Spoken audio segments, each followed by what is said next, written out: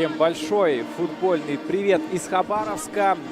Вот и началось то, собственно, что весь сезон мы с вами ждали. Заканчивается первый дебютный сезон Дальневосточной юношеской футбольной лиги. И в Хабаровске сегодня местные армейцы играют с Арктикой из Якутска. Может быть, больших глобальных турнирных задач сегодняшние команды уже не решают. СКА Хабаровск на 4-м месте в турнирной таблице. Арктика может зацепиться за 7-е место. И параллельно сегодня все поединки идут. Сегодня завершающий 18-й тур ЮФЛ ДВ. Конечно же, главная интрига – это матчи в Комсомольске на Амуре и Благовещенске. В Комсомольске сегодня СШОР номер 2 принимает КШОР из Владивостока. И в Благовещенске местные горожане играют с Сахалином. Теоретически 3 команды еще могут побороться за чемпионство. Это КШОР Владивосток, Благовещенск и СШОР номер 2 Комсомольск. Но у комсомольчан, правда, слишком маленькие, пожалуй, теоретические шансы за того, чтобы зацепиться за золото. Нужно выигрывать КШОР с разницей в 5 мячей. Надеяться, что Благовещенск уступит Сахалину. Ну, а Благовещенску, в свою очередь, нужно надеяться, что СШОР с любым счетом переиграет КШОР из Владивостока. Но у нас сегодня свои герои, свои команды, которые хотят завершить сезон на мажорной ноте. Хабаровчане в красно-синей форме, Арктика, якутяне в белой с синими вставками. И вот-вот будет свисток о старте сегодняшнего матча. Эту игру для вас комментирует Роман Игнатик. И хочется надеяться, что команды раскрепощены да нельзя и продемонстрируют нам атакующий футбол. Хлопнут дверью напоследок. Может быть, и СКА, и Арктика надеялись на более высокие места по итогам сезона. Но можно хотя бы завершить сезон на мажорной ноте и продемонстрировать красивую и результативную игру. Все, начался наш матч. С мячом армейцы сразу же отправляют его вперед, пытаются зацепиться, но не получается. Перехват от Арктики. Ну и якутяне недолго с мячом встречались. Ну что ж, давайте начнем говорить о составах сегодняшних команд. СКА идет в атаку. Это был капитан номер 2 Василий Пилюгин. Но начнем мы традиционно с гостей. Итак, Арктика. В воротах номер 30 Александр Лазарев. Полевые игроки номер 19 Ярослав Волошин. Номер 9 Арсен Лыткин. Номер 4 Лука Калинин. Номер 8 Максим Капралов. Номер 22 Алексей Захаров. Номер 7 Никита Угай, капитан Арктики. Номер 12 Вячеслав Черкашин. Номер 11 Тимур Сивцев. Номер 15 Артем Турляков. И номер 2 Илья Левашкин. Начальник команды Владислав Беляев. Сегодня отсутствует у якутян главный тренер Прокопий Федоров. Он дисквалифицирован на несколько игр. И сегодня Владислав Беляев фактически за него, у которого должность начальник команды. И состав СКА Хабаровск. На воротах номер 16 Никита Урсуляк. Далее полевые игроки номер 3 Никита Абашин. Номер 20 Сергей Сава. Номер 23 Илья Нефедов. Номер 2 Василий Пилюгин, капитан армейцев. Номер 12 Герман Парфенов. Номер 21 Михаил Торопков. Номер 14 Артур Копылов. Номер 10 Андрей Ильченко. Номер 37 Артур Секерин. И номер 24 Ярослав Масловский. Старший тренер СКА Хабаровск Василий Кармазиненко. Судейская бригада. Главный арбитр матча Макар Янчук из Владивостока. Помогают ему Илья Полуренко и Владимир Люкшин. Оба арбитра из Хабаровска. Резервный судья Андрей Остапчук. Также хабаровчанин. Ну и хабаровчане, те, что в красно-синей форме, зарабатывают угловой. Это первый стандарт в нашем матче. Подача Парфенова на ближнюю штангу. И будет удар от ворот. Мяч ушел от ноги Артура Копылова.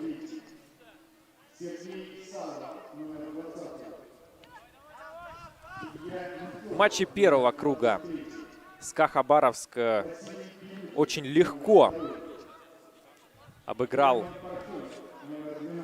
Арктику на ее поле со счетом 3-0. Тогда дубль оформил Герман Парфенов. И еще один мяч на счету Тимофея Матвеева. Подача. Ой-ой-ой-ой-ой! Это что такое? Какой курьезный мяч. И, по-моему, это автогол. На 4-й минуте случился. Какая-то неразбериха. И вот, по-моему, главный антигерой этого эпизода. Голкипер Арктики Александр Лазарев. Смотрим еще раз, как это было. Подача Пилюгина. Ловит мяч. И, по-моему, от ноги защитника он попадает в ворота. Такие дела. Не успел я, честно говоря, увидеть, кто из якутян все-таки занес мяч в ворота. Но никто не ожидал, что Александр Лазарев вдруг выронит мяч из рук в простейшей ситуации. И вот такой подарок.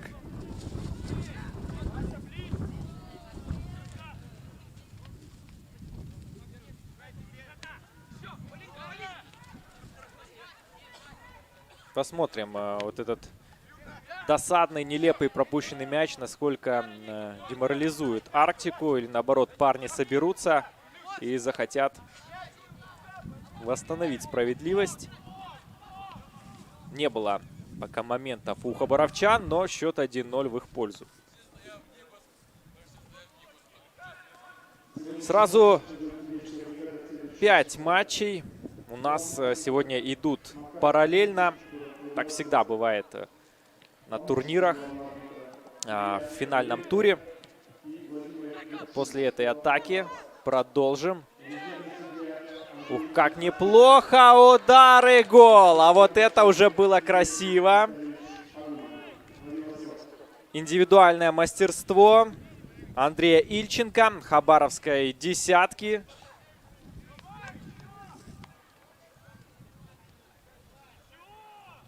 И счет становится 2-0.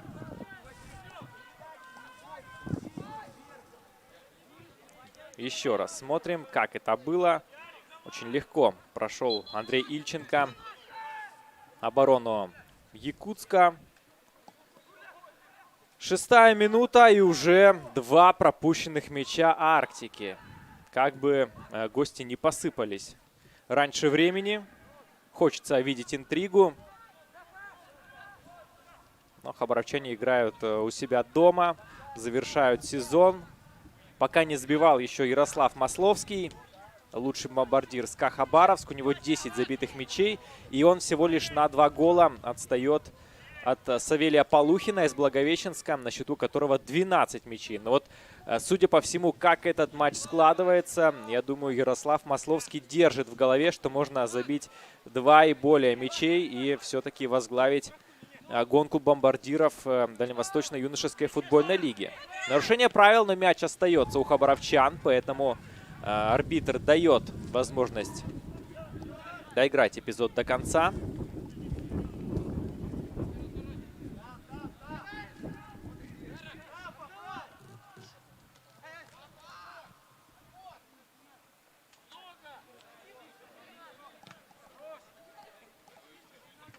Говорил я о том, что 5 матчей у нас параллельно сегодня идут. СШОР номер 2 в Комсомольске принимает КСШОР из Владивостока. Локомотив Уссурийск принимает Океан из Находки. Это приморское дерби. Благовещенск принимает Сахалин. И Белогорец играет дома с Вулканом. Ну и давайте я буду держать вас в курсе событий, потому что на кону чемпионства Дальневосточной юношеской футбольной лиги. Вот сейчас дальний удар, и вновь не очень уверенно действует голкипер Арктики Александр Лазарев. Отбивает перед собой, и на его счастье никого из хабаровчан рядышком не было.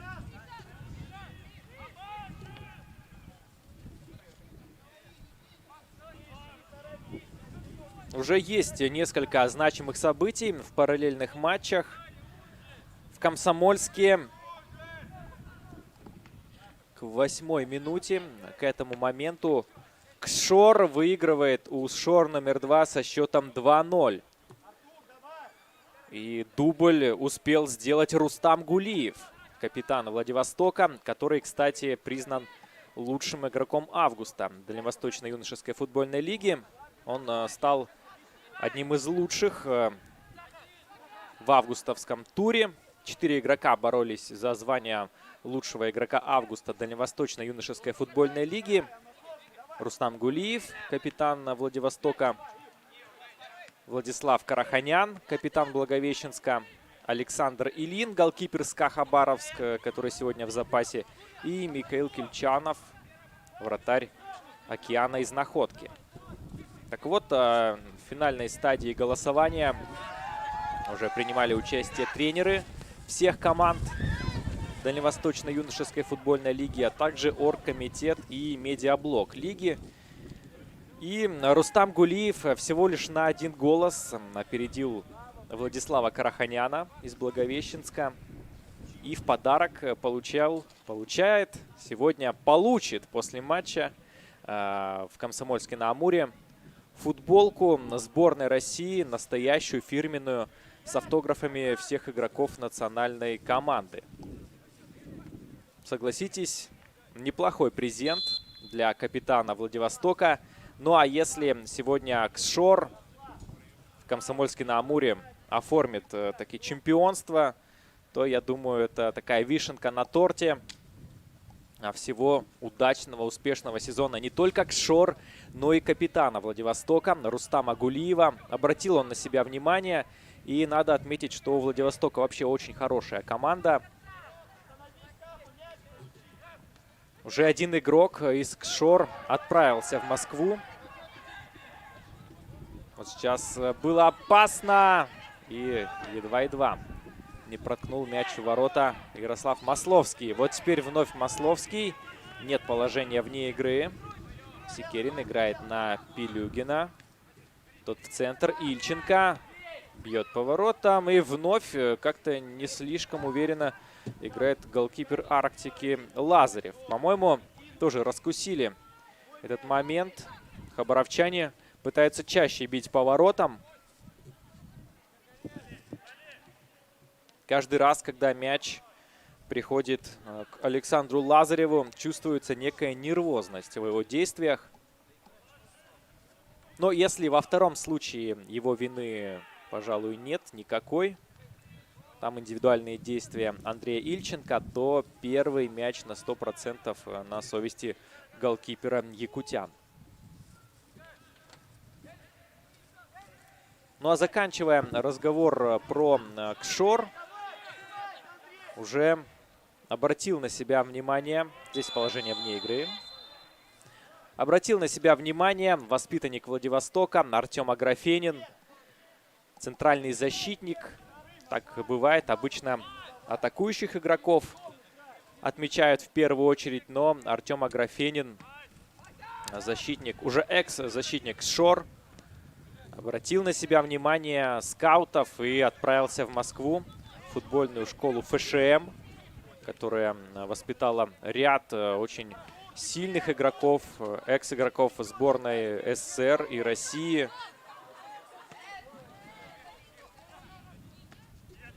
Многие торпедовские воспитанники занимались в ФШМ. В общем, Артем Аграфенин теперь в Москве. Это говорит о том, что Дальневосточная юношеская футбольная лига открывает таланты уже здесь и сейчас. Не только на перспективу. Это большая мотивация для всех этих мальчишек. Ну и чемпион этого сезона отправится в Москву, финальный турнир, где сыграют лучшие команды всей страны. Ну и вот главный вопрос, кто же будет представлять Дальний Восток? Владивосток или Благовещенск? Есть некие теоретические шансы и у Комсомольска на Амуре, но учитывая, что комсомольчане пропустили уже дважды в параллельной игре, то шансы Комсомольска тают на глазах. В общем-то, как и шансы Благовещенска, потому что надо понимать, Благовещенск, как бы ни старался, с каким бы счетом приамурские футболисты сегодня не выиграли, если Ксшор победит в Комсомольске, то золото никуда не денется из рук Владивостока.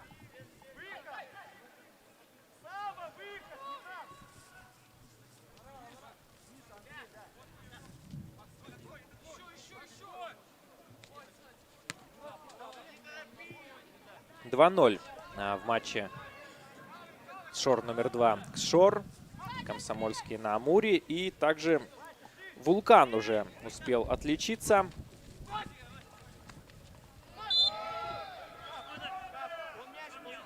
В матче Белогорец-Вулкан.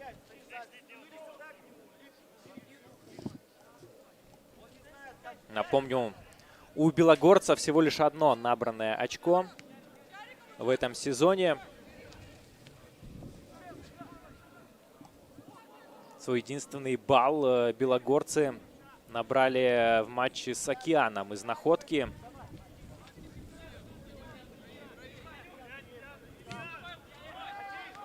Многие так заочно болеют за Белогорец, за этих парней, которые сражаются. Может быть, не все у них получается.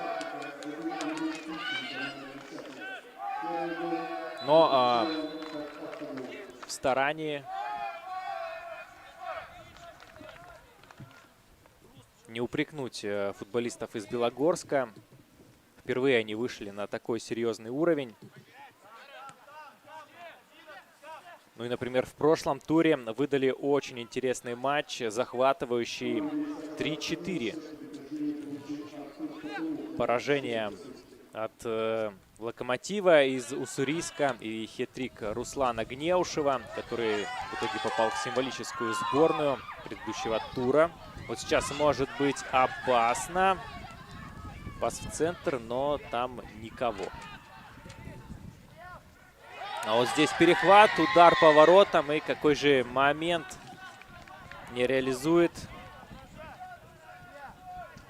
Лука Калинин.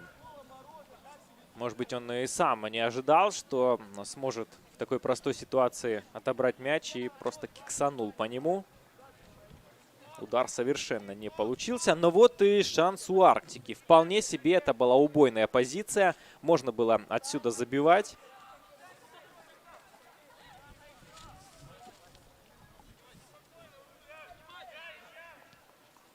Еще один гол состоялся в матче Белогорец-Вулкан. Данил Старыгин отличился в составе Камчедалов, и там Белогорец проигрывает Вулкану со счетом 0-2. Вот, то есть уже в 3 матчах у нас счет 2-0 в нашем сегодняшнем. В матче в Комсомольске Ксшор номер 2 проигрывает Ксшор из Владивостока. И Белогорец также со счетом 0-2 проигрывает Вулкану у себя дома.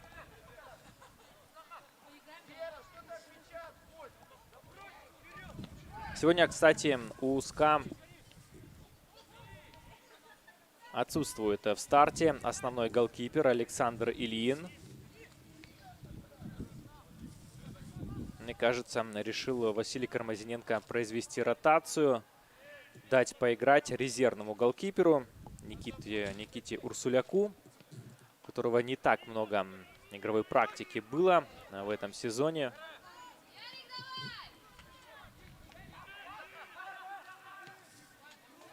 СКА Хабаровск, чтобы сохранить 4-ю строчку в турнирной таблице, достаточно сегодня в ничью сыграть, но я не думаю, что такими мерками размышляют армейцы.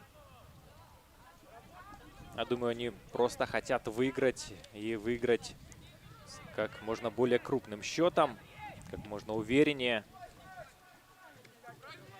Потому что если вспоминать предыдущую игру против Вулкана, который тоже находится в нижней части турнирной таблицы, победа армейцев со счетом 1-0, но как-то уж слишком скромно играли хабаровчане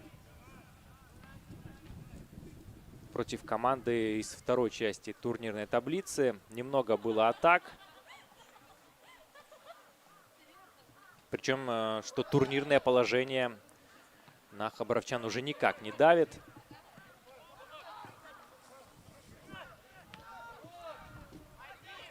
Тушат пожар якутяне. Пилюгин кладет мяч на газон. Пас в центр. И вновь Пилюгин. Арктика выносит мяч в аут. Сегодня Пилюгин действует на фланге обороны. Большую часть сезона он провел в центре обороны. Сегодня у Хабаровска связка из двух центральных защитников: Сергей Сава, Илья Нефедов. А Пилюгин отправлен на фланг. Но он футболист универсальный, может сыграть и в центре обороны, и на фланге. Ильченко неплохо и вновь бьет. На этот раз не так удачно, но и есть ощущение, что на этот раз Александр Лазарев все контролировал. 20-я минута первого тайма. Почти половина из первой части игры сыграна. Напомню, в ЮФЛ ДВ таймы длятся по 20 минут. Прошу прощения, по 40 минут. А у нас 20 минут почти позади.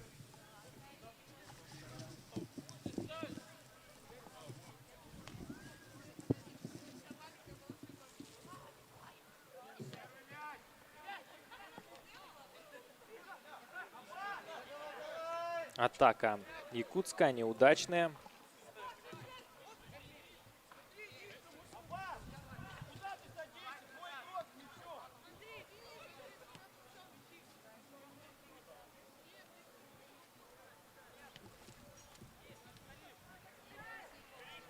Хабаровчане с мячом. Секерин. А здесь положение вне игры у Никиты Абашина. Экватор первого тайма. Давайте расскажу о запасных игроках, тех футболистах, которые могут появиться на поле как в течение первого тайма, так и после перерыва. У Арктики в резерве Вячеслав Захаров, Алексей Ларионов, Иван Дегтярев, Никита Ковалев, Артем Прокопьев и голкипер Алгыстан Семенов.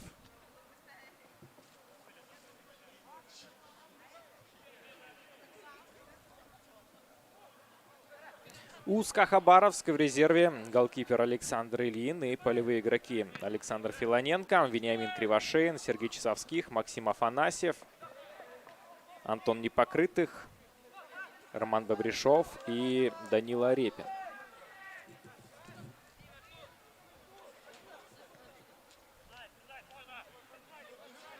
Очередная атака на СКА Хабаровск. Ярослав Масловский пытался финт Зидана сделать. Протолкнул мяч чуть назад. Андрей Ильченко. Удар. И вновь смотрите, как же неудачно играет вратарь Арктики. И вновь странный вынос вперед.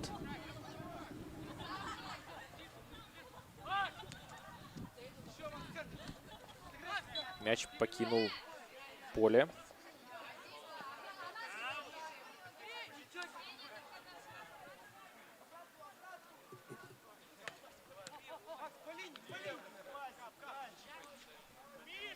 Пилюгин. Торопков. Сава. На Абашина. Хорошая техника. Играет центр. Масловский. Убирает под правую. Не дали ему пробить в последний момент. Василий Пилюгин возвращает мяч в штрафную. И отбивается Арктика. Уйдет ли мяч на угловой? Да, уходит.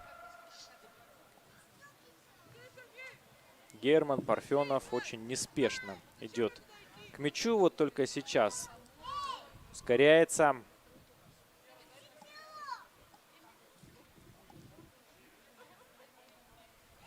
Видно, переживает голкипер Арктики. Александр Лазарев. Уже 2 мяча побывало в его воротах. Подача Парфенова. Но вот на этот раз играет удачно Лазарев и начинает быструю атаку своей команды.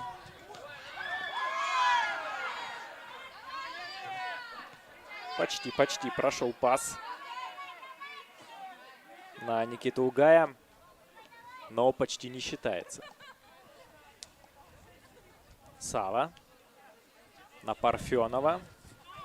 Парфенов прошлый матч пропускал из-за дисквалификации. 4 желтых карточки. Получил атакующий игрок.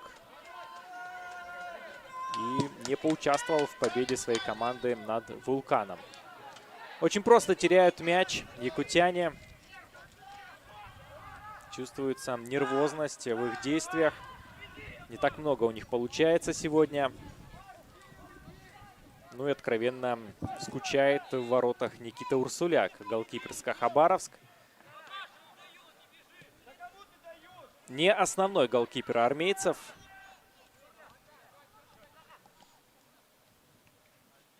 Но, наверное, он тоже не очень рад такому развитию событий. Любой голкипер вам скажет, что лучше по ходу первого тайма несколько раз хотя бы почувствовать мяч, отбить пару дальних ударов, сыграть на выходах, чем вот так вот весь матч стоять, мерзнуть. Можно потерять концентрацию. Но вот сейчас момент для Урсуляка. Но вновь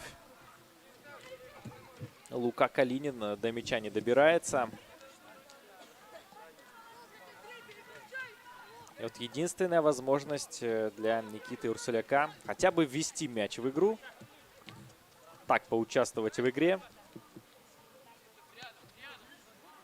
Нефедов. Назад на Сергея Саву. И Сава далее на Абашина.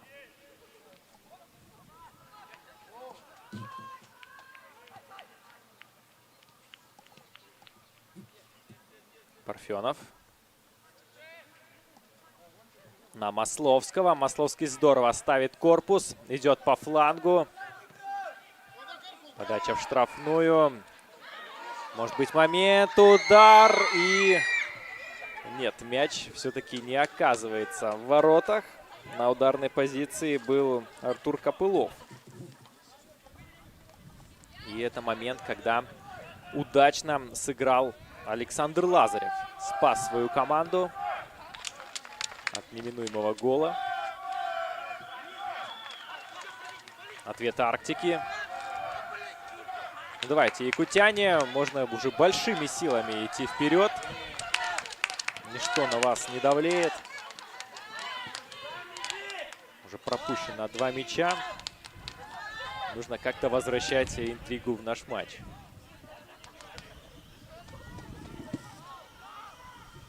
Аут в пользу гостей. Ну вот момент. Ярослав Масловский здорово раскачал 2 игроков. Пас в центр. И здесь совершенно один Артур Копылов. Ну, сначала сейв голкипера, и затем защитник вынес мяч из пустых ворот.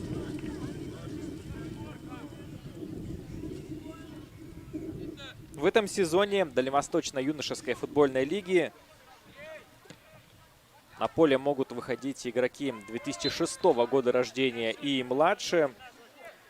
И у СКА Хабаровск сегодня 3 игрока 2007 года рождения в старте.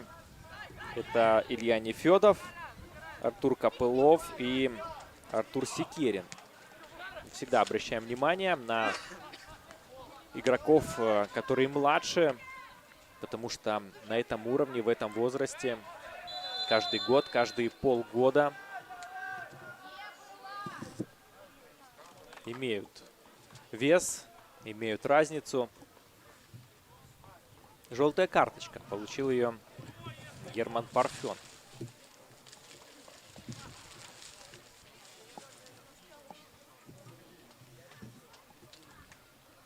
Штрафной зарабатывает Арктика. И в составе якутян есть Артем Турляков. 15-й номер, который в этом сезоне уже забивал с центра поля. Вот сейчас он безальтернативно у мяча. И 100%, я вас уверяю, готов поспорить на щелбан, он будет бить точно по воротам. Бах! Да, смотрите, это самый опасный момент Арктики. В последний момент Никита Урсуляк перевел мяч на угловой. А? Нет? Ага, нет. Показалось мне, что сыграл Никита. Давайте еще раз посмотрим. Артем Турляков бьет.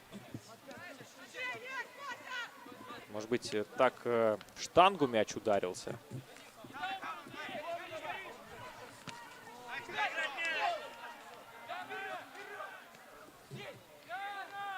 Настолько мощный был выстрел, что камера даже не успела за этим мячом. Может быть, Роберто Карлос растет в Якутске.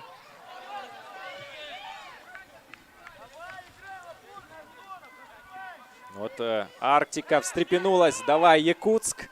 Я думаю, что нашу трансляцию по большей части смотрят именно якутяне. Друзья, родители, родственники парней в белой форме. Мы вам шлем большой привет из Хабаровска. Ну и даже сейчас немножечко болеем за вашу команду, потому что хочется, чтобы интрига в нашем матче все-таки жила. Игра в одни ворота нам не нравится. Ну, кстати, начинает дождик моросить в Хабаровске. Не знаю, кому это больше на руку или на ногу. Хабаровчане, наверное, больше привыкли к этому газону. Искусственное поле на стадионе имени Ленина в Хабаровске. И юные армейцы имеют возможность постоянно здесь тренироваться. Это основное поле, на котором играет главная команда армейцев СКА Хабаровск в футбольной национальной лиге. И буквально несколько дней назад здесь в Хабаровске был матч футбольной национальной лиги.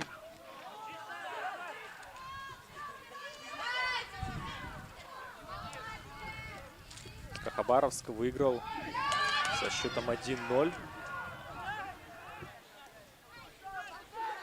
у Волгаря из Астрахани.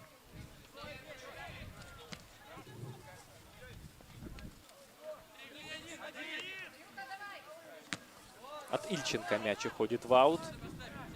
32-я минута игры.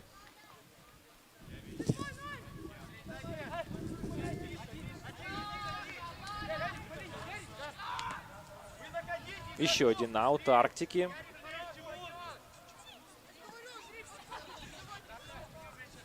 Арктика сейчас находится на 9-м месте в турнирной таблице, занимает предпоследнюю строчку.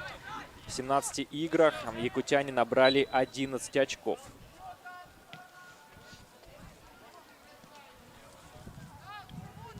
Есть проблемы как в обороне, так и в атаке. Всего лишь 13 мячей якутяне забили в 17 матчах, то есть меньше одного мяча за игру. Ну и пропущено 47 мячей. Это практически 3 гола за матч. Атакует СКА. Подача в штрафную. Можно бить! Молодой человек. Надо попадать по воротам с таких ситуаций, если вы хотите претендовать на то, чтобы стать профессионалом. Простейший момент. Огромные ворота, но не попал Артур Копылов. Перехват какой Масловский. Улучшает позицию или ухудшает. Пас на Секерина. И Секерин сейчас показывает, что нужно было как-то по-другому действовать. А вот еще раз момент, когда Копылов решил порадовать хабаровских воробушков. Ну и наказал себя этим кувырком.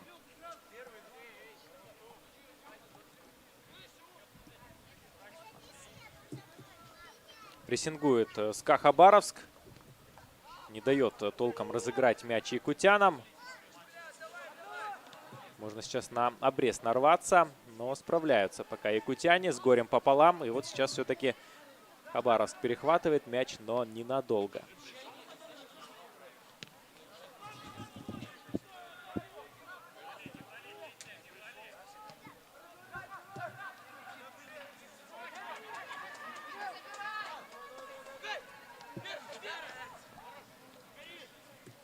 Тарабков. На Парфенова. Абашин. Ошибается Секерин. Арктика мяч перехватывает. Пас в центр. Подстрахует Нефедов. И вновь в простейшей ситуации ошибается Артур Копылов. Не сказать, что у него много игровой практики в этом сезоне было. Игрок 2007 года рождения. Но в целом были матчи, когда он действовал гораздо более уверенно.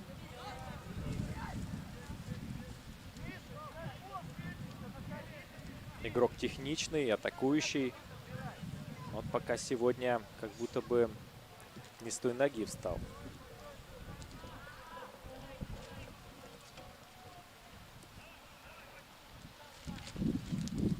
Разыгрывают мяч армейцы.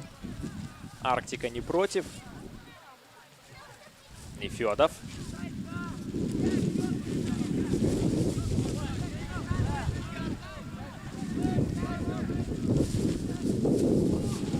Абашин. Нарушение правил. Взяли его здесь в коробочку. Получилось жестковато.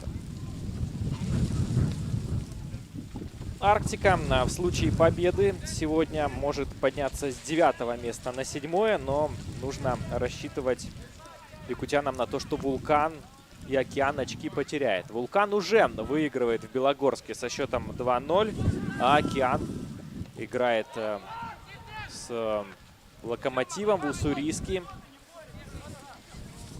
Не факт, что находкинцы наберут очки в этой игре. Очень затяжная серия без побед у Находки. А вот Локомотив сейчас много забивает. Хорошо работает атака железнодорожников в последних играх.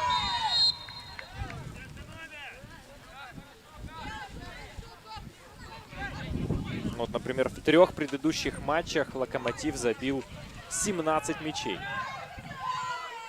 Представляете? У Арктики за весь сезон 13 мячей, а Локомотив только в 3 предыдущих играх забил 17. Усилился ветер в Хабаровске и продолжает дождик накрапывать. Болельщики достали зонтики.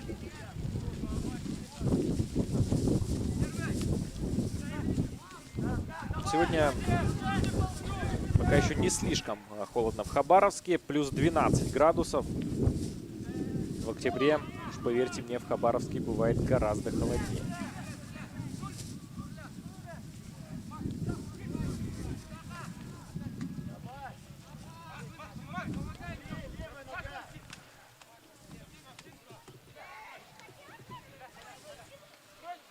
Якутск пытается что-нибудь придумать. Но пока не особо получается. Было пару моментов у якутян. Минут 10 назад вспоминаем удар со штрафного Артема Турлякова. Но пока ничего более. Угловой зарабатывает Арктика. Вот здесь может быть хоть что-то получится у гостей. От ноги Ильи Нефедова. Мяч ушел за лицевую.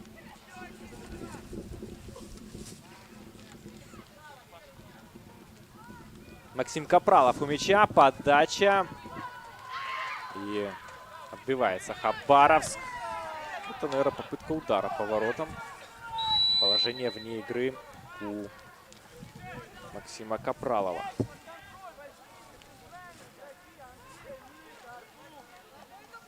Две минуты остается играть в первом тайме.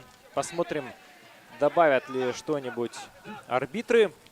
Особо пауз не было, за исключением двух забитых мячей.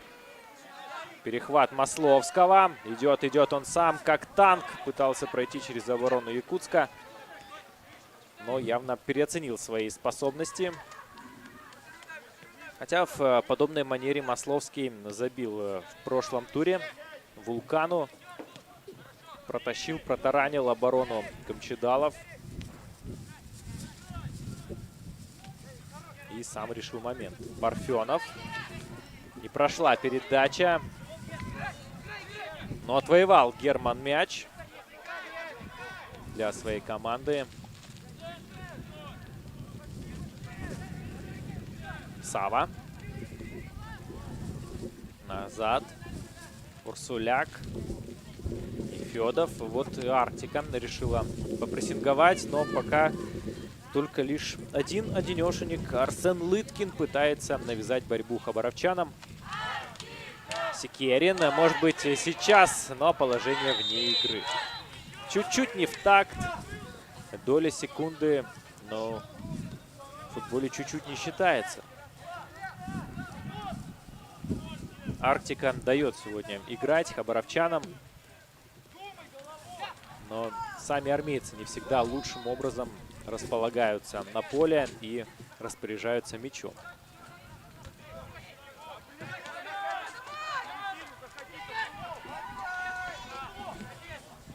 Масловский неудачно отдал мяч. И атака Арктики через левый фланг.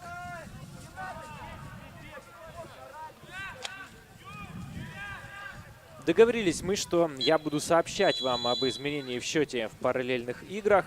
И на 39-й минуте, за минуту до конца основного времени, Океан забил в ворота Локомотива. Отличился Артем Иванов. Ну и тем временем свисток на перерыв в нашей игре. 2-0 после первого тайма. СКА Хабаровск выигрывает у Океана. Автогол в самом начале. Ну и затем Андрей Инченко сделал счет 2-0. Что ж, давайте немного передохнем и вернемся в Хабаровск.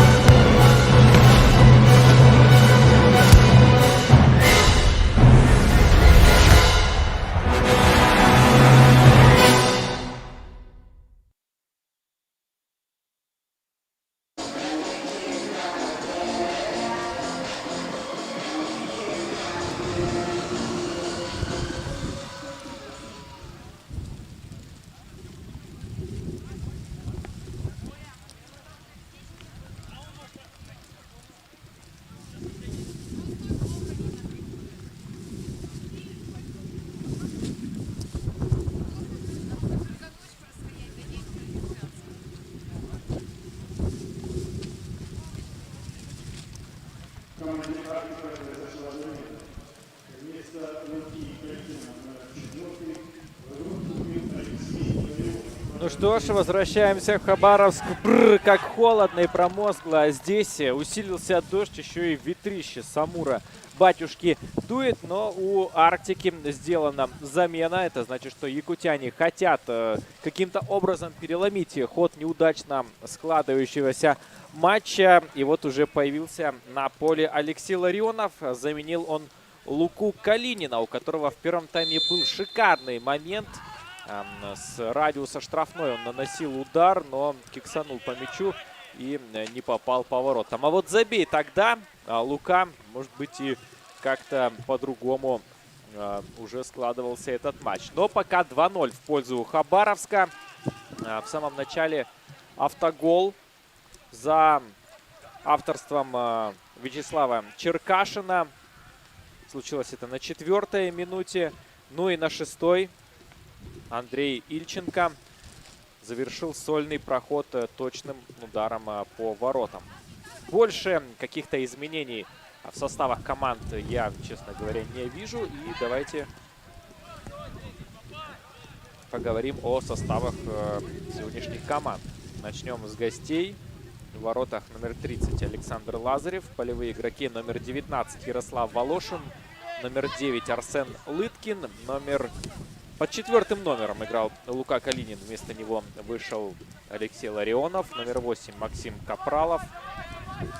Номер 22 Алексей Захаров. Номер 7 Никита Угай, капитан Арктики. Номер 12 Вячеслав Черкашин. Номер 11 Тимур Сивцев. Номер 15 Артем Турляков. И номер 2 Илья Левашкин. Состав СКА Хабаровск. В воротах номер 16 Никита Урсуляк. Полевые игроки номер 3 Никита Абашин. Номер 20 Сергей Сава. Номер 23 Илья Нефедов. Номер 2 Василий Пилюгин, капитан армейцев. Номер 12 Герман Парфенов. Номер 21 Михаил Торопков. Номер 14 Артур Копылов. Номер 10 Андрей Ильченко. Номер 37 Артур Секерин. И номер 24 Ярослав Масловский. Старший тренер СКА Хабаровск Василий Кармазиненко. У Арктики дисквалифицирован главный тренер Прокопий Федоров. И сегодня за главного начальник команды Владислав Беляев.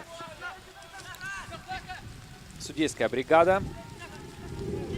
Возглавляет ее Макар Янчук из Владивостока. И помогают ему хабаровчане Илья Полуренко и Владимир Люкшин.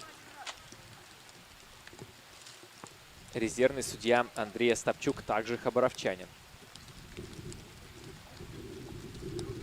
Ну и ваш комментатор сегодня Роман Игнатик. Смотрю за тем, как продолжает накрапывать дождь в Хабаровске. Арктика с мячом. Удар по воротам. Это не гол. Мяч с внешней стороны попадает в сетку. Но вот смотрите, первый опасный момент во втором тайме создают именно якутяне. Хороший знак. Хочется интриги. Хочется, чтобы Арктика показала все, на что способна. Были в этом сезоне хорошие отрезки у Якутска.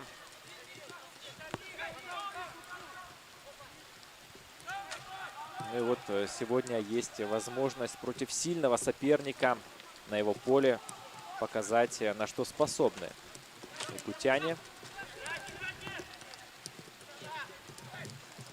Всегда ведь запоминаются именно последние матчи. Я думаю, что парни чувствуют сейчас поддержку своих родителей, родственников, которые у экранов своих телевизоров и гаджетов сейчас смотрят этот поединок и болеют за своих парней.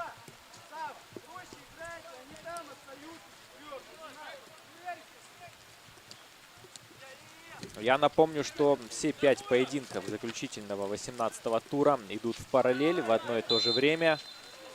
И давайте я расскажу том, как складываются матчи. После первого тайма в матче Благовещенск-Сахалин счет 0-0. Белогорец проигрывает Вулкану 0-3. Шор номер 2 в Комсомольске проигрывает Шор из Владивостока со счетом 0-2. И в матче Локомотив Уссурийск Океан Находка счет 1-1. В самом начале второго тайма Вулкан забил третий мяч. Арсен Петросов, капитан Камчедалов,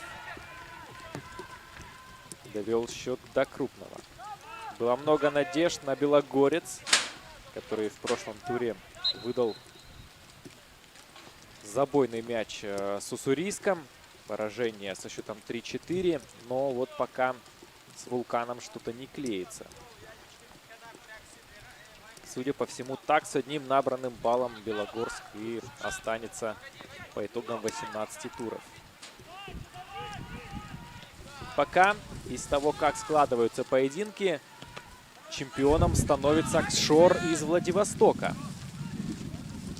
Чтобы что-то изменилось, нужно, чтобы Комсомольск забил Владивостоку 3 мяча.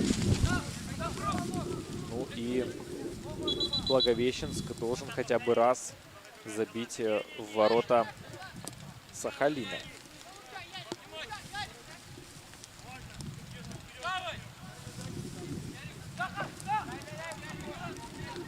Я сказал, что Комсомольску нужно 3 мяча забить, но достаточно и 2.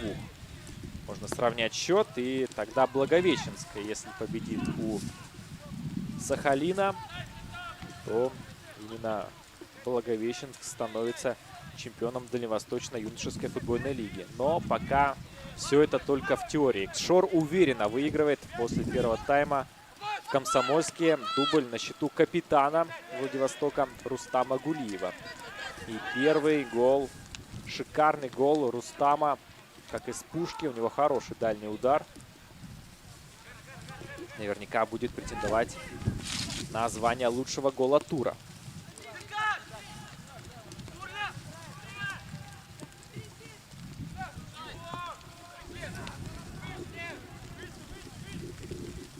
Лазарев играет на своего защитника. Пас вперед. И нарушение правил. Мяч достается хабаровчанам.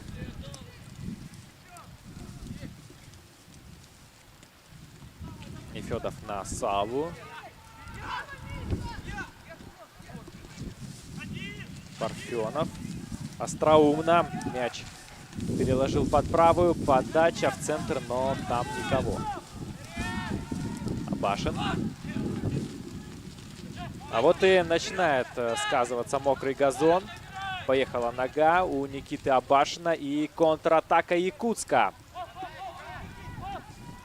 Лыткин. Пас в центр. Удар по воротам.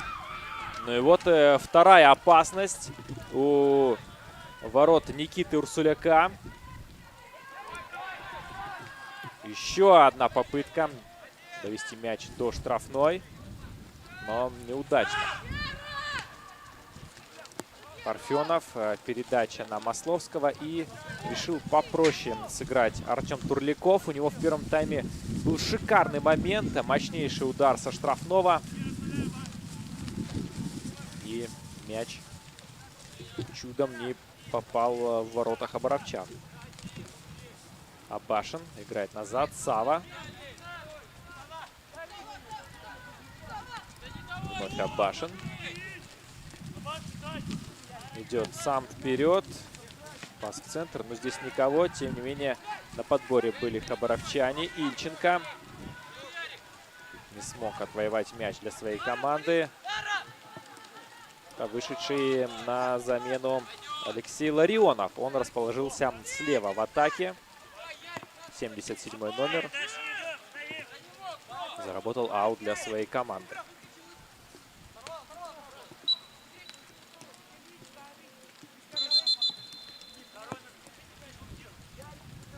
Хабаровчанам мяч достается.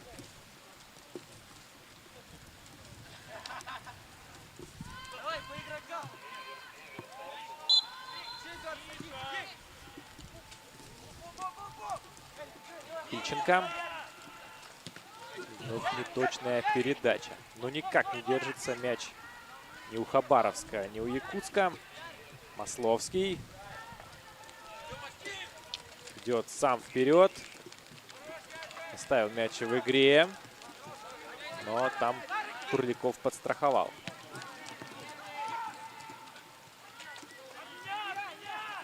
Нефедов. Урсуляк. И вновь Нефедов. Справились с прессингом якутско-хабаровчане. Торопков.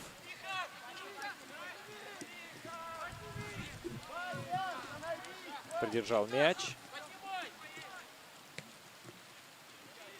Перевел на левый фланг.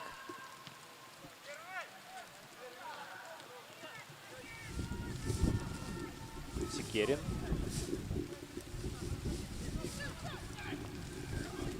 Копылов. Обратно на Секерина. Масловский. Вот он с мячом штрафной. Что придумает? Выходит из штрафной. Бьет. Это был моментище. И здесь здорово сыграл голкипер Арктики Александр Лазарев. Хороший удар получился у Ярослава Масловского. Из ничего он создал этот момент. Вот смотрим. Спиной к воротам Масловский принял мяч, пофинтил, подумал и пробил с правой ноги. Голкипер Арктики вновь чудит, но фиксирует нарушение правил. Макар Янчук.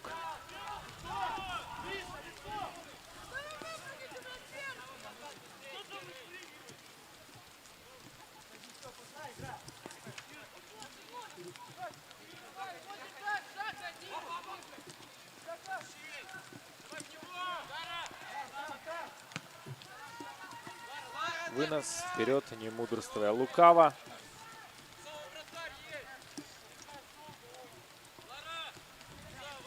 Абашин.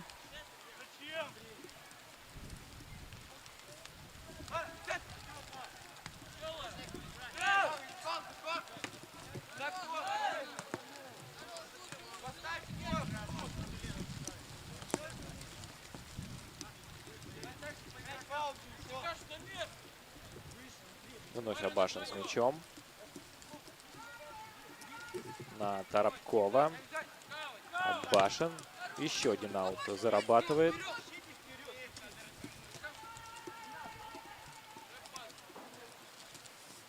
В матче Океан, точнее Локомотив Океан, матч в Уссурийске.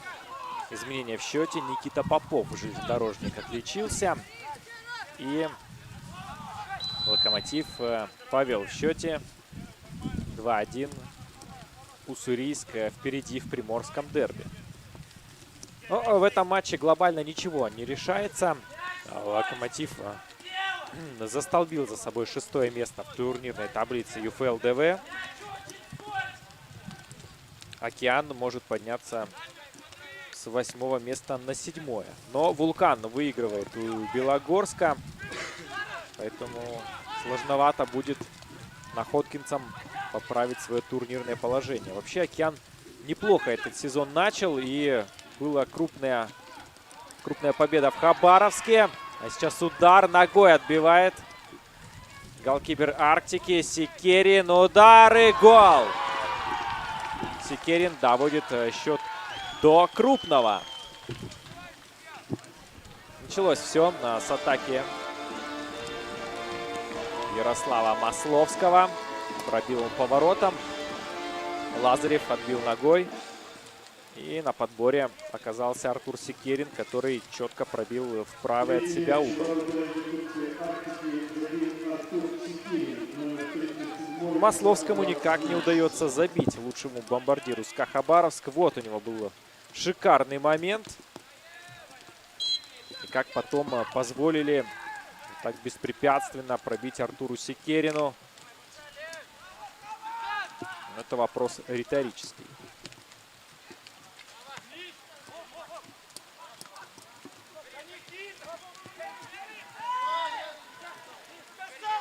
Провели пару атак якутяне во втором тайме, но дальше скисли.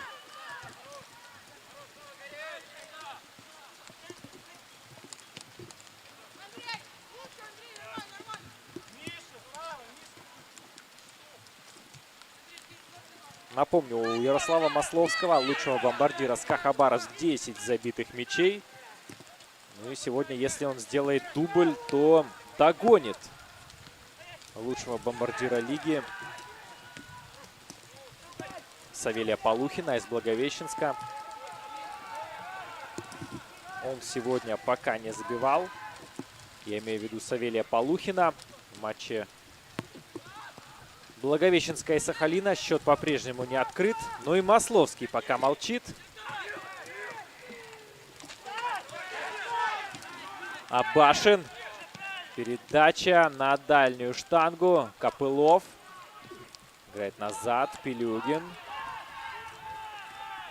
Подача Пилюгина в штрафную. Здесь совершенно один Парфенов. И такое чувство не ожидал Герман. Не верил, что через всех игроков Арктики мяч перелетит. И ему достанется.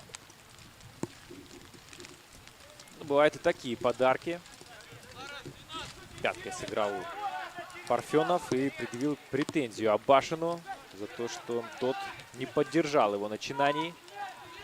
Контратака Арктики.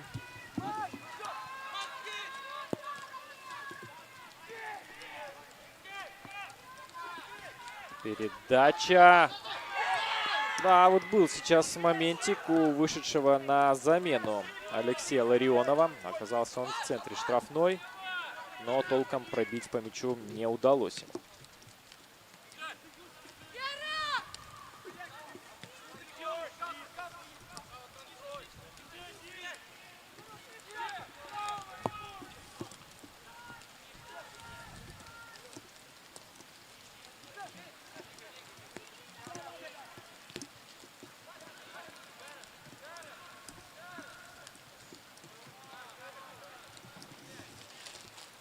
Не получается толком ничего у Арктики. 57-я минута закончилась. И будет замена у СКА Хабаровск.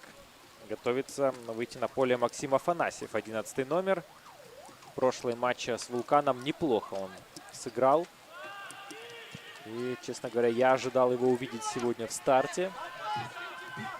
Но вот есть у Максима Афанасьева, который, кстати, изображен на афише этого матча. Но у нас другие дела. Арктика все-таки возвращает интригу в наш матч.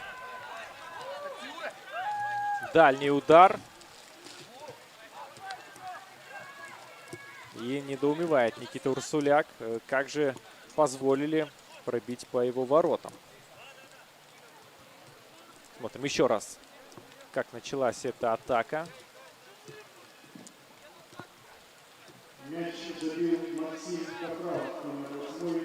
Максим Капралов вот таким ударом. Тоже интересный мяч. Я думаю, претендент на звание лучшего гола тура. Еще один.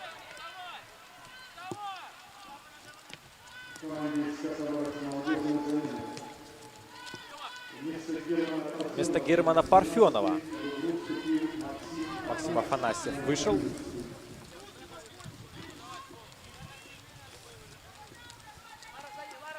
И также Кшор забил третий мяч в ворота Комсомольска.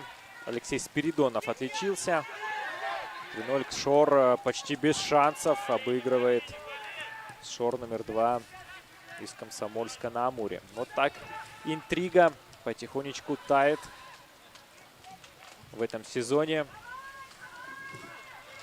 Многие надеялись, что Комсомольск сможет навязать борьбу Владивостоку, но не получилось, не фартануло.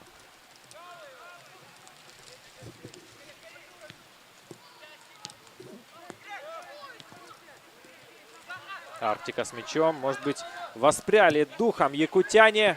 Удар по воротам. Еще один будет. Можно бить. Падение и...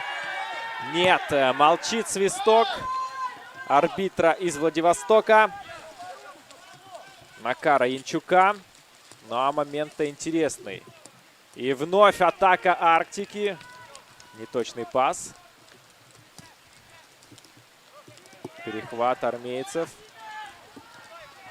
Масловский. Нет, все-таки есть положение вне игры. Удар по воротам. Мяч проходит рядом со штангой, но уже очень долго стоит с флажком помощник арбитра. А мы смотрим еще раз момент.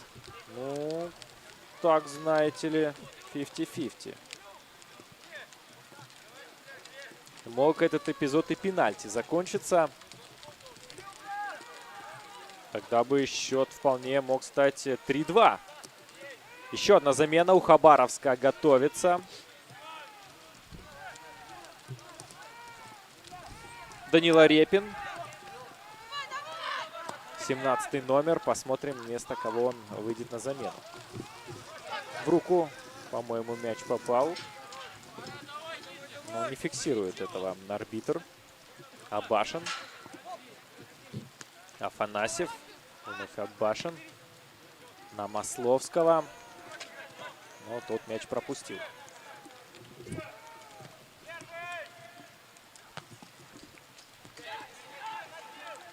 Масловский. Хорошая передача на Афанасьева, но первый на мяче будет Лазарев. Держится за затылок.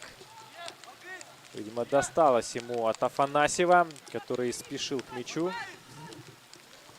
И вот сейчас замена. Ярослав Масловский поле покидает. Все-таки не смог Ярослав побороться за звание лучшего бомбардира Дальневосточной юношеской футбольной лиги.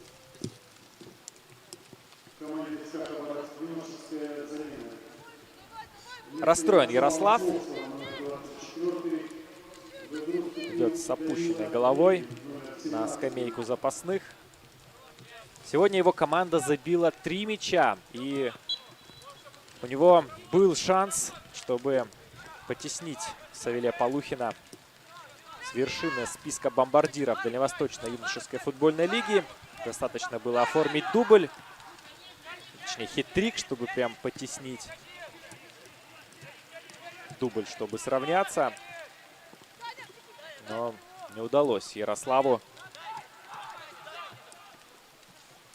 сегодня забить. Но в любом случае 10 забитых мячей в дебютном сезоне Дальневосточной юношеской футбольной лиги. Неплохой результат. Ярослав сейчас на 2-м месте в списке бомбардиров.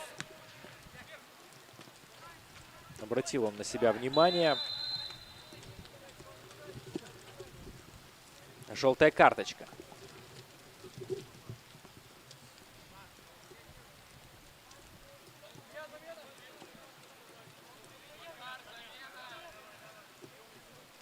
Смотрим еще раз этот момент. Да, получилось все жестковато. И желтую получил Ярослав Волошин. 19-й номер.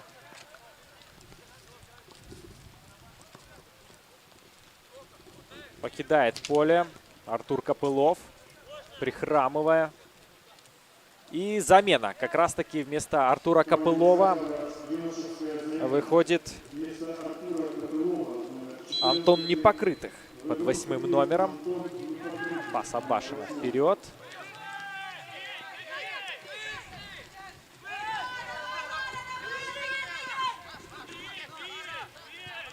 Аут в пользу хабаровчан.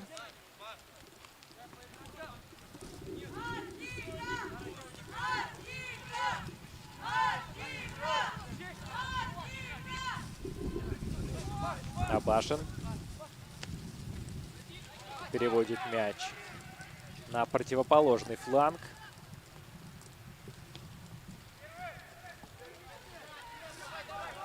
Репин прессингует и заставляет защитников Арктики выбить мяч в аут.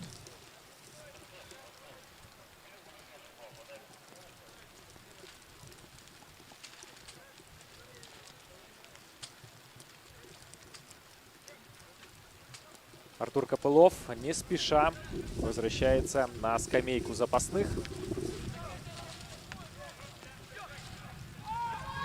Были у него сегодня шикарные моменты для того, чтобы забить. И уже в пустой угол не попал атакующий игрок СКА Хабаровска. Отличный пас, нет положения вне игры.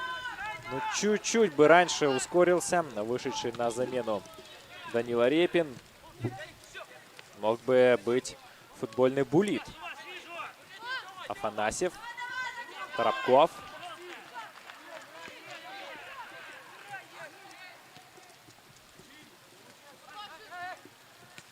Ну, согласитесь, интересный получился этот сезон Дальневосточной юношеской футбольной лиги. Стартовал он в конце мая.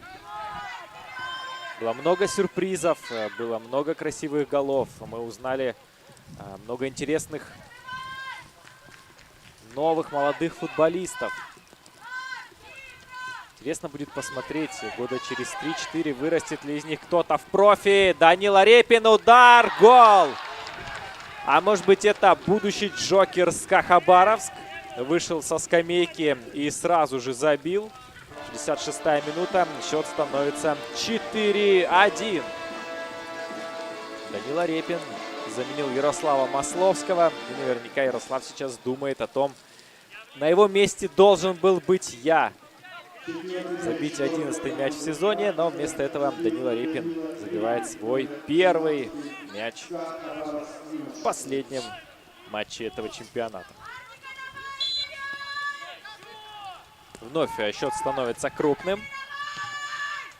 Арктика как-то приуныла в последние минуты. Не видим мы совсем атак со стороны гостей.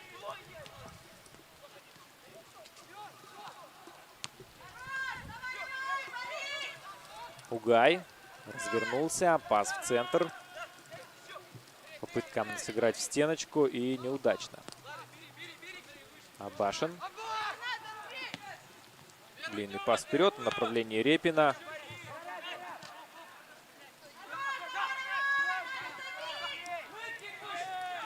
Захаров. Уперся в оборону СКА и уже контратака армейцев. Слишком сильный пас вперед. Здесь мяч без борьбы заберет голкипер Арктики.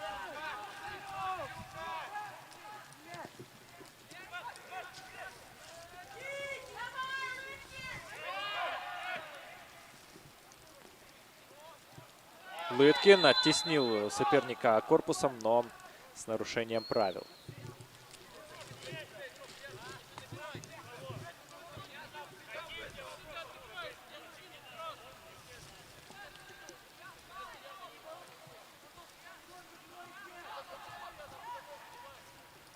Попадали игроки на газон, как кегли. Продолжается дождь в Хабаровске. Мокро, скользко. Может быть, уже футболисты Арктики думают о том, как бы быстрее этот матч закончился. Пока особо не видно попыток с их стороны переломить ход этого поединка. Афанасьев навес штрафную. Вновь чудит голкипер Арктики.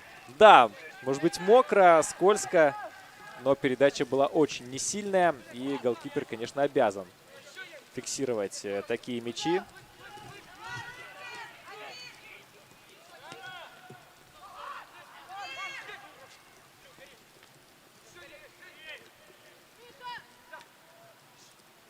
Борьба за мяч. Репин. Неплохо сыграл. И придумал передачу на Секерина, но слишком сильная.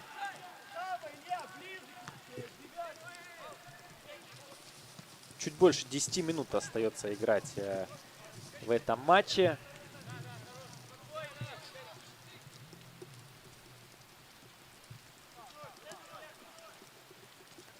Пока нет каких-то предпосылок, что у нас что-то кардинально поменяется, как и во встрече КШОР и ШОР номер 2. Комсомольский на Амуре. Там Владивосток выигрывает у Комсомольска со счетом 3-0. И, судя по всему, оформляет чемпионство в этом сезоне. Владивосток провел хороший сезон.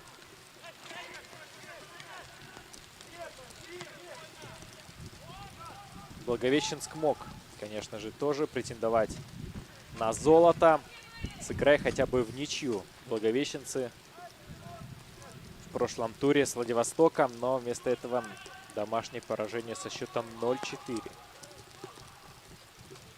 большую часть сезона Благовещенск лидировал.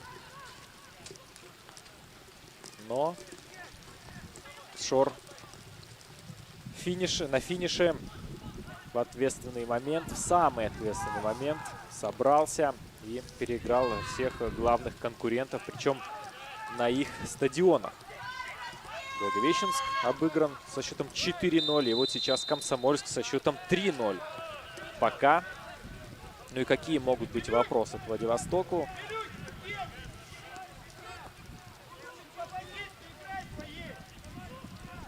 Шор доказывает, что на данный момент это сильнейшая команда Дальневосточной юношеской футбольной лиги. И, судя по всему, именно Владивосток будет представлять наш регион огромный на всероссийских соревнованиях. Замена у СКА Хабаровск. Вместо Андрея Ильченко выходит Роман Бобришов. 13-й номер. Андрей Ильченко забил второй мяч в этой игре. Здорово он индивидуально сыграл в том моменте. Такое чувство, подмерз Ильченко. Это сложил руки в замок. Как воробушек маленький. Садится на скамейку. Весь мокренький. Нет, даже уходит в подтрибунное помещение. Наверное, чтобы просохнуть. Так ведь можно и заболеть.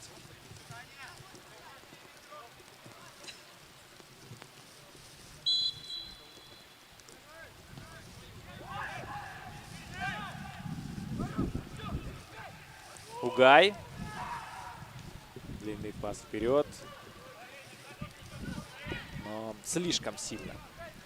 72-я минута игры. С учетом добавленного времени минут 10 остается играть.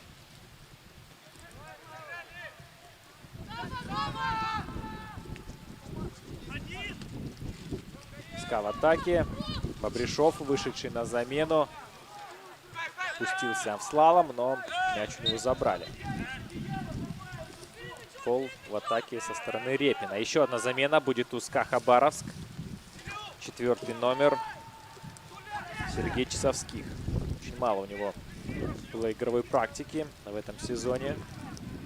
Но вот в последнем матче чемпионата Василий Кармазиненко дает шанс своему атакующему игроку.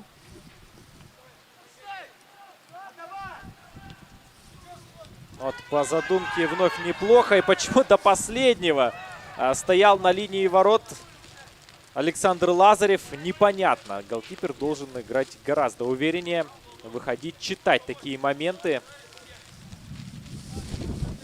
У него было колоссальное преимущество.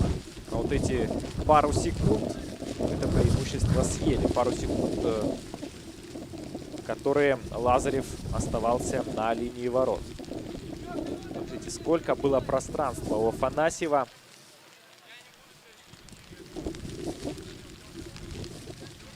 В итоге угловой СКА Хабаровск. Все тот же Афанасьев у мяча. И с правой ноги будет подавать в штрафную. На ближнюю. С трудом справляются гости. Со второй попытки выносят мяч. Но недалеко здесь будет аут.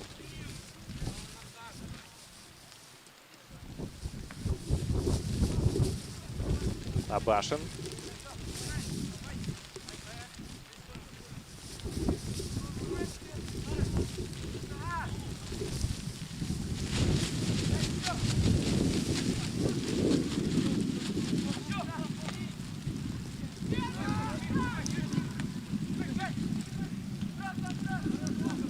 Перехват Репина. Но против него 3 игрока. Репин идет сам. Можно бить! Ну вот Репин здорово сыграл в этом эпизоде. Сам на индивидуальных действиях протащил мяч и нашел момент для удара. В этом эпизоде Лазарев сыграл здорово.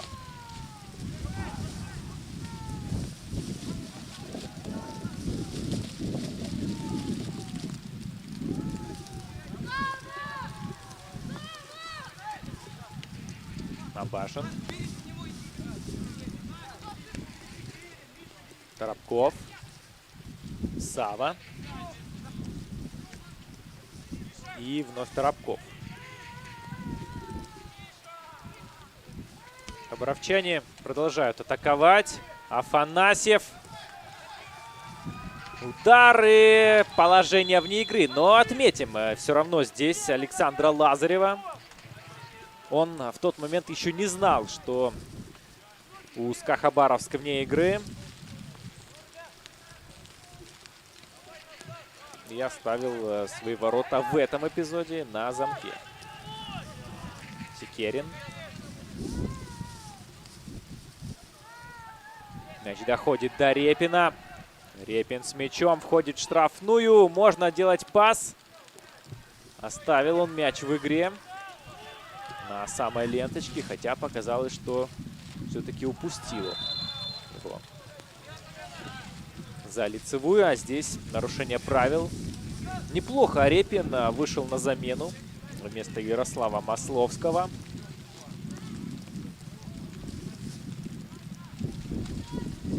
Забил уже мяч и несколько моментов создал. Замена у СКА Хабаровска. Вместо Василия Пилюгина выходит Сергей Часовских. Пилюгин отдает капитанскую повязку Сергею Саве, центральному защитнику. Покинул поле в ближайшем возможном месте. Часовских под 4-м номером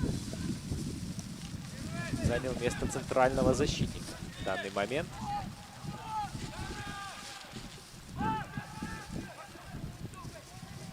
Не удается Арктике контратака. Может быть, сейчас что-то получится.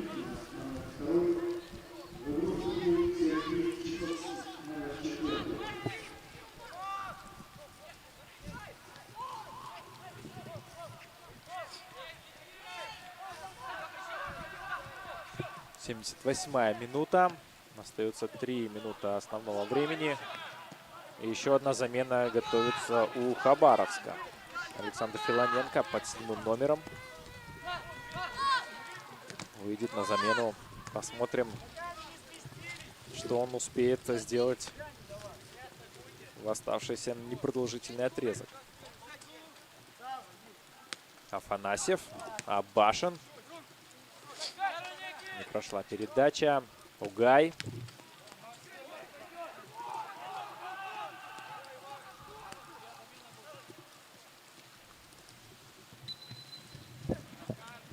Нарушение правил и меняет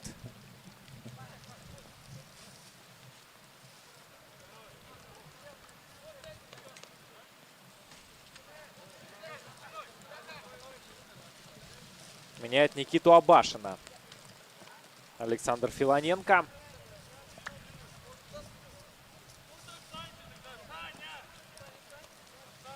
Абашин был постоянно в игре.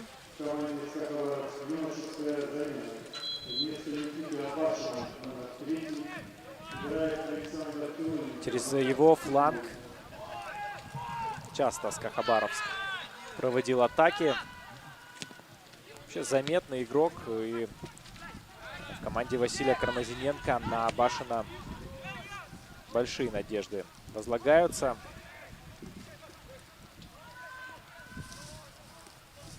Наверное, этот сезон индивидуально Никита Абашин может занести себе в актив. Но в целом, конечно, СКА Хабаровск до старта турнира рассчитывал на большее. Я думаю, место в тройке это минимум. Но как максимум борьба за чемпионство. Но достаточно давно СКА Хабаровск выключился из борьбы за медали. Лидирующая тройка Владивосток, Благовещенск, Комсомольск уже давно оторвалась от своих преследователей.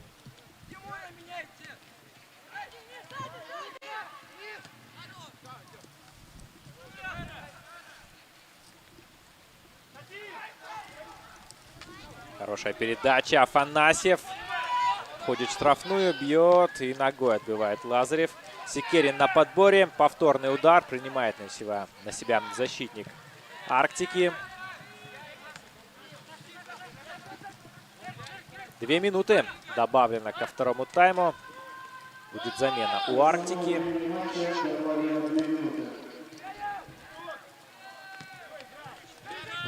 Выйдет Никита Ковалев. Вряд ли это кардинально изменит картину на поле.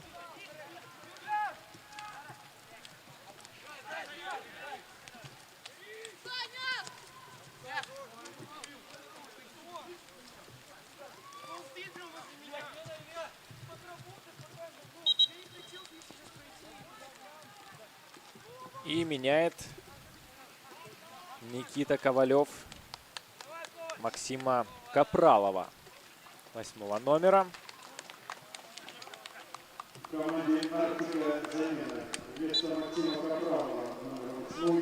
Если подводить итоги этого матча, в целом заслуженная победа армейцев.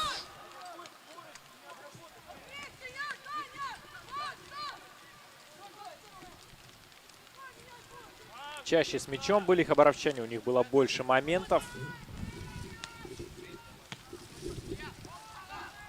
Арктика пыталась оказать сопротивление. Но вот эти 2 мяча, пропущенные в самом начале, наверное, в какой-то мере подломили якутян. И с -2 было тяжело уже возвращаться в игру. Ну а если подводить итоги всего сезона, как вы уже знаете, КШОР Владивосток уверенно выигрывает в Комсомольске со счетом 3-0. И, наверное, уже никуда не упустит эту победу. Поздравляем Владивосток с золотыми медалями. Непростой сезон. И даже на 3-м месте был Владивосток долгое время, но в итоге именно КШОР забирает золото Дальневосточной юношеской футбольной лиги. Ну а мы благодарим наши сегодняшние команды и за сегодняшний матч, и за сезон в целом. СКА Хабаровск на 4-м месте финиширует, а Арктика остается на 9-й позиции. В любом случае, якутянам не расстраиваться. Это был первый блин. В какой-то мере он был комом, но были победы, были достойные матчи. Вот такой дебют. Ни в коем случае не расстраиваться, не вешать носы. Ну и вперед еще будет следующий сезон Дальневосточной юношеской футбольной лиги. Ну а мы с вами прощаемся. Спасибо, что смотрели эту трансляцию. Для вас матч комментировал Роман Игнатик. Пока-пока.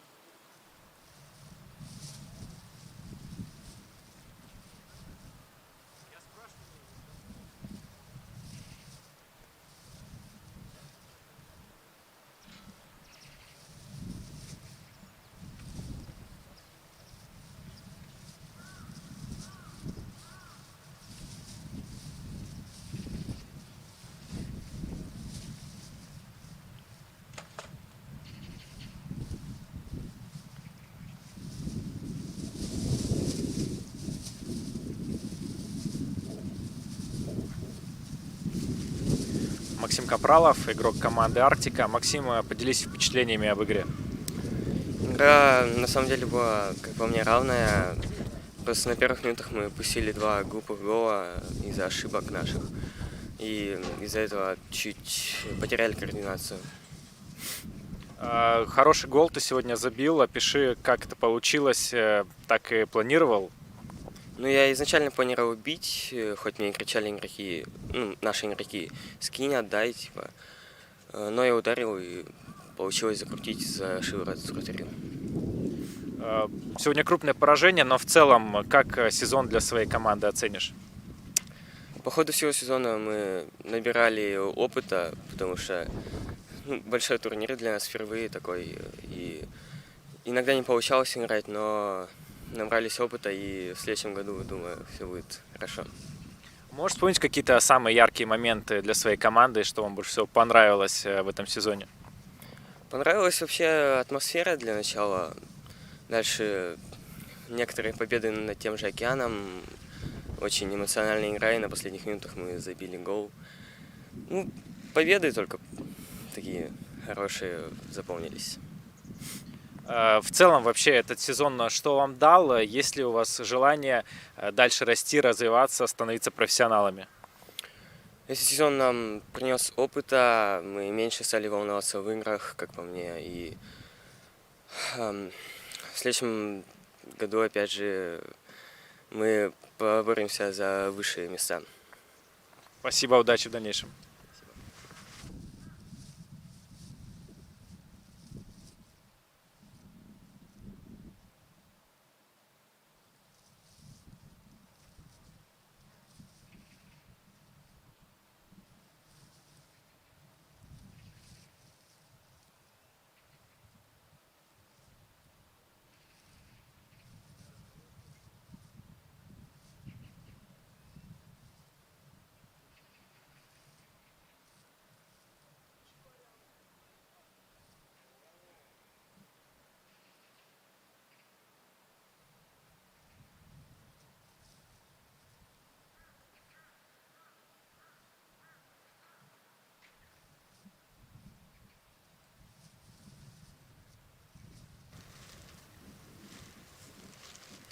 Владислав Беляев, начальник команды «Арктика». Владислав Иванович, какой был план на игру, что сегодня получилось, что не получилось?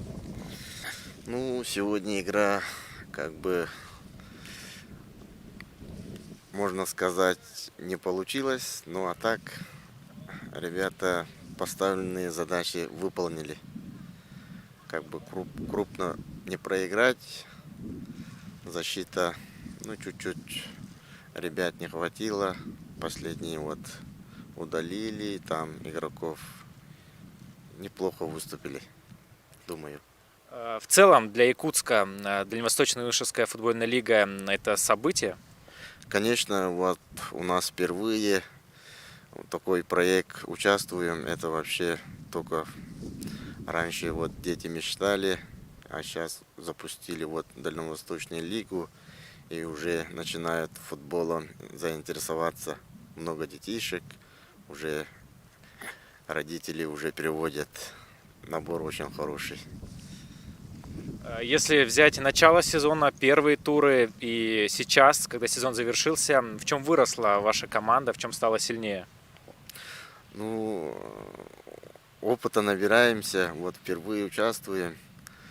Тренера тоже, как тренер тоже работает. Стараемся уже, у нас уже новый директор появился, поэтому работа ведется. Спасибо, удачи вам. Спасибо.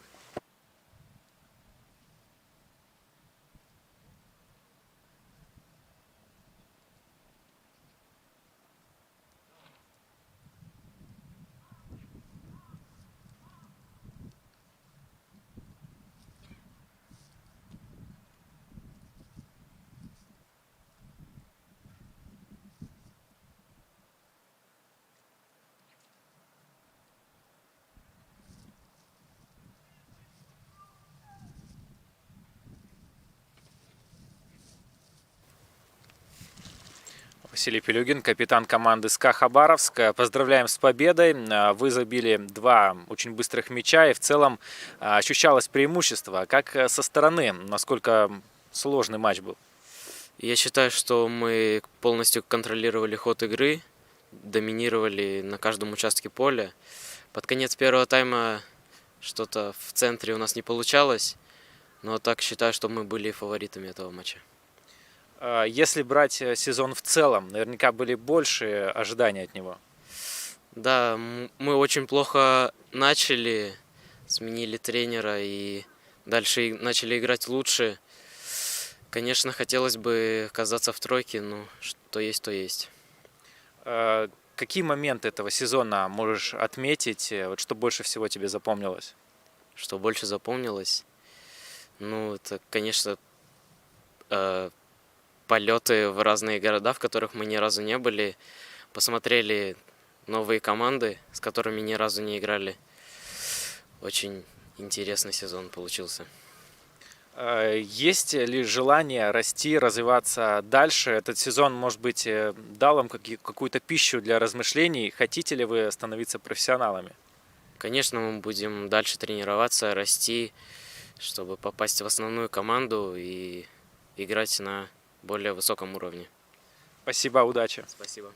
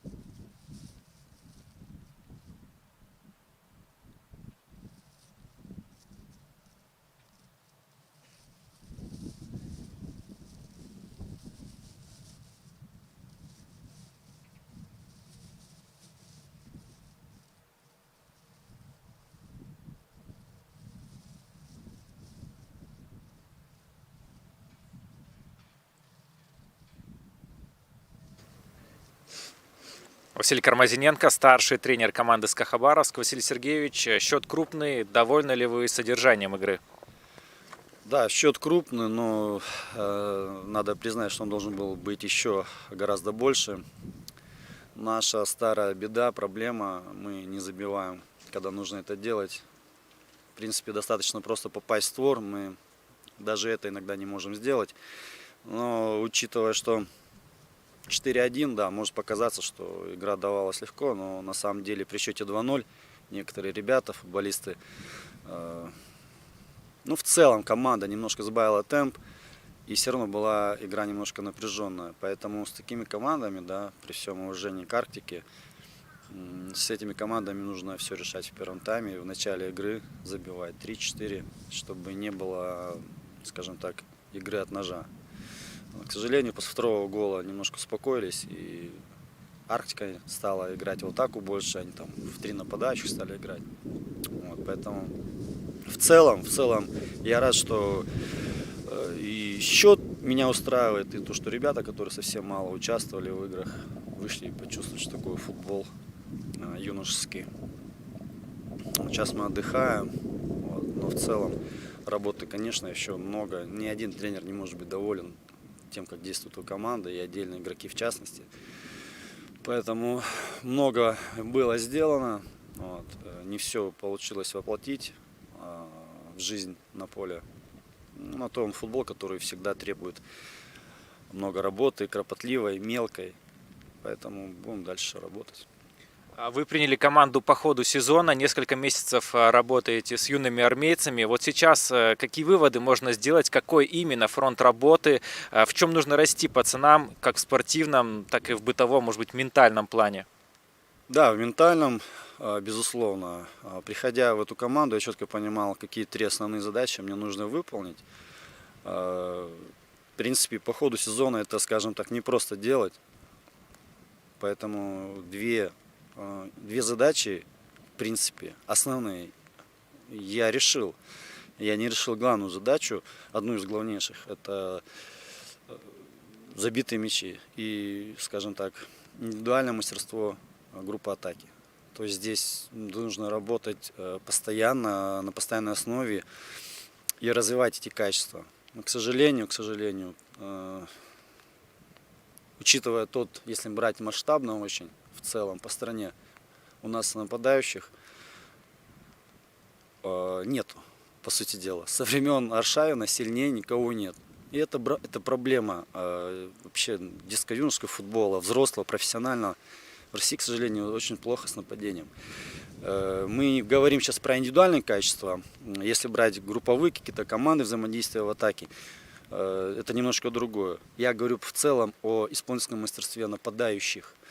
Поэтому сегодня счет 4-1, и моментов было масса. Но, к сожалению, эту задачу на данный момент она решается. То есть она не останавливается, она просто немножко приостановилась в связи с окончанием чемпионата.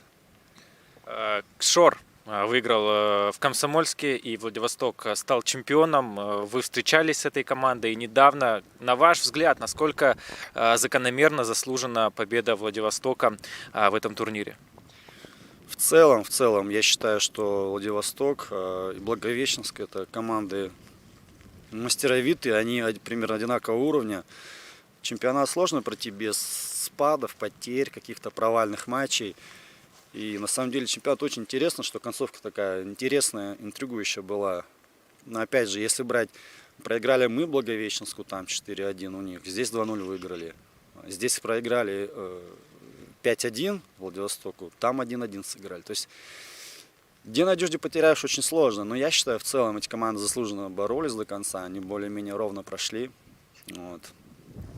Ну и, в принципе, чемпионат на самом деле был очень интересно, особенно концовка.